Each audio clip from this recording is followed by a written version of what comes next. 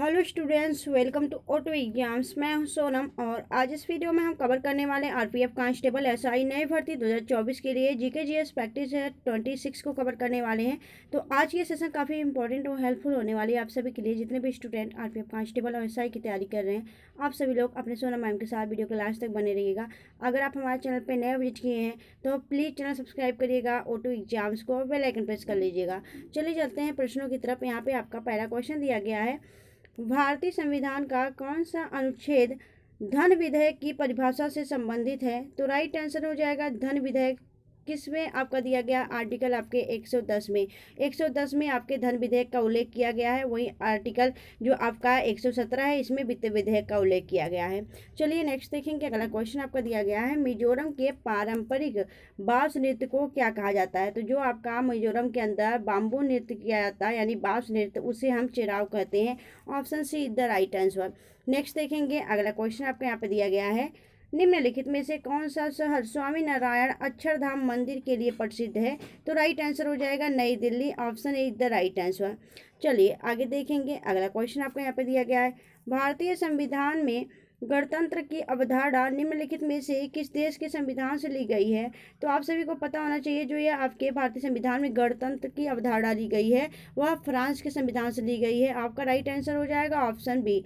ठीक है, अगर हम बात करें फ्रांस की राजधानी क्या होती है? पेरिस, जो कि सीन नदी किनारे स्थित है। और यहाँ के अभी सबसे युवा प्रधानमंत्री कौन बने हैं? तो गैब्रियल अटल बने हैं। और अगर देखा जाए यहाँ के राष्ट्रपति कौन है, तो इमैनुअल मैक्रोन, जो कि 2024 में गणतंत्र दिवस के मुख्य अतिथि के तौर पर भारत आए हुए थे। तो यह यहाँ के क्या हो जाते हैं? राष्ट्रपति हो जाते हैं। ठीक है, चलिए नेक्स्ट देखेंगे अगले क्वेश्चन तरफ। अगला क्वेश्चन आपको यहाँ पे दिया गया है, निम्नलिखित में से कौन भारत और चीन के बीच स्थित एक पहाड़ी दर्रा है? तो राइट आंसर हो जाएगा जो काराकोरम दर्रा है। काराकोरम दर्रा आपका राइट आंसर हो जाएगा। यह भारत और चीन के बीच स्थित एक पहाड़ी दर्रा है।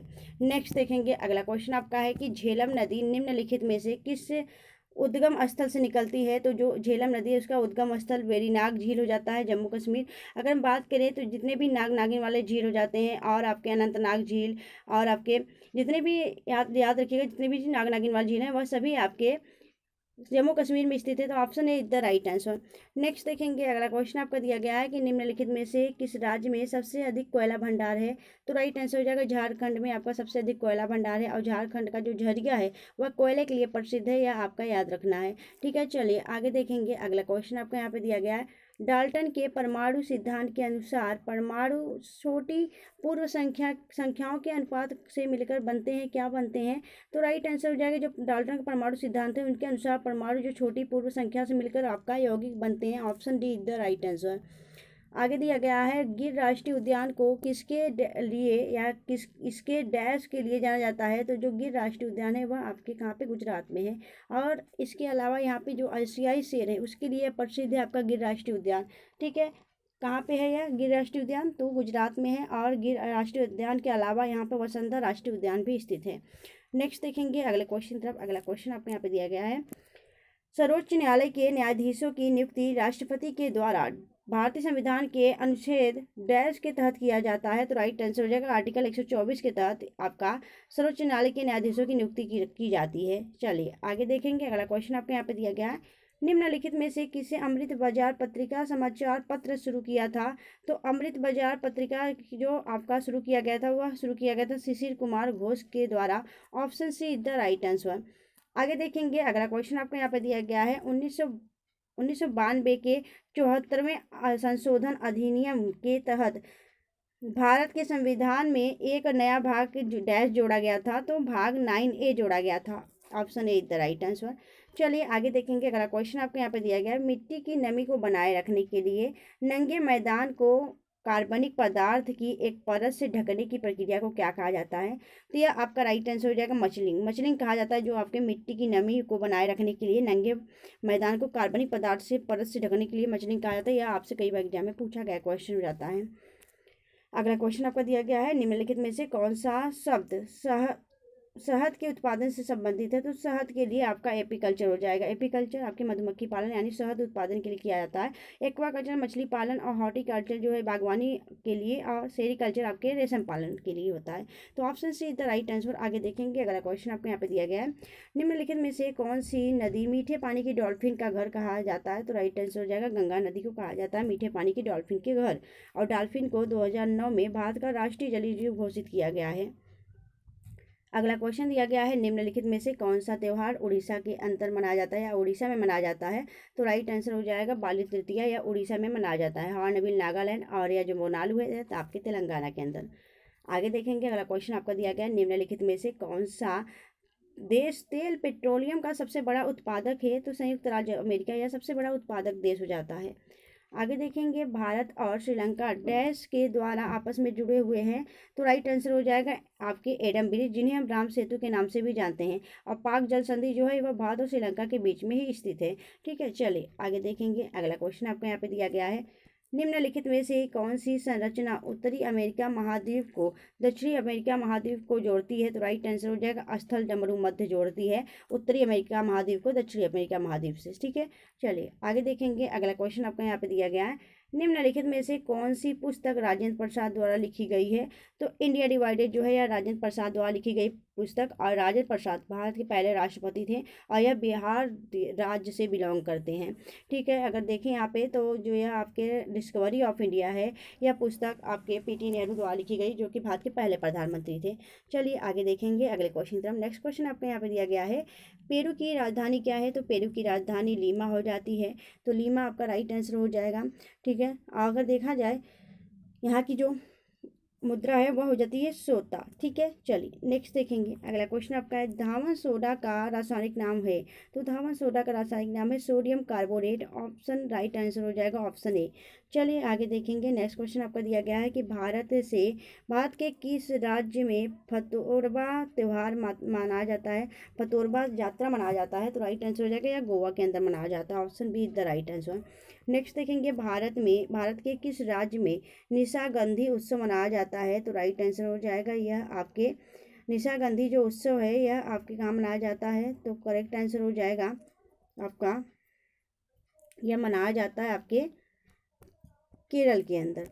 चलिए आगे चलते हैं। तो केरल यहाँ पे आपका राइट आंसर हो जाएगा, केरल के अंदर मनाया जाता है निशागंधी उत्सव। आगे देखेंगे, अगला क्वेश्चन आपको यहाँ पे दिया गया है, निम्नलिखित में से किस वाद्य यंत्र को मंगल वाद्य यंत्र के नाम से जाना जाता है? तो राइट आंसर हो जाएगा शहनाई को मंगल वाद्य यंत्र के रूप में जाना जाता है। आगे देखेंगे, अगला क्वेश्चन आपको यहाँ पे दिया गया है, फोआड़ा नृत्य डैश राज्य की एक प्रदर्शन कला है? तो पोवाड़ा जो नृत्य है यह कहाँ का हो जाता है? तो राइट आंसर हो जाएगा यह महाराष्ट्र का हो जाता है। महाराष्ट्र आपका राइट आंसर हो जाएगा ऑप्शन बी। नेक्स्ट देखेंगे, अगला क्वेश्चन आपको यहाँ पे दिया गया है, निम्नलिखित में से सबसे दुर्लभ रक्त समूह कौन सा है? तो ए बी नेगेटिव यह सबसे दुर्लभ रक्त समूह हो जाता है। आपको याद रखना चाहिए, आपसे पूछा जाता है। कॉर्लन स्टीनर ने रक्त समूह की खोज की थी, यह भी आपको याद रखना है। ठीक है, चलिए आगे देखेंगे। अगला क्वेश्चन आपको यहाँ पे दिया गया है, वाहन द्वारा तय की गई दूरी को मापने के लिए निम्नलिखित में से किस मापन यंत्र का उपयोग किया जाता है? तो राइट आंसर हो जाएगा ओडोमीटर का उपयोग किया जाता है।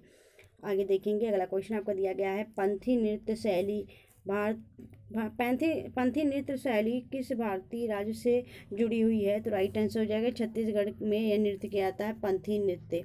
नेक्स्ट देखेंगे कि सल्तनत काल में वली डैश को कहा गया है? तो राइट आंसर हो जाएगा सुल्तान का प्रतिनिधि को कहा जाता है वली।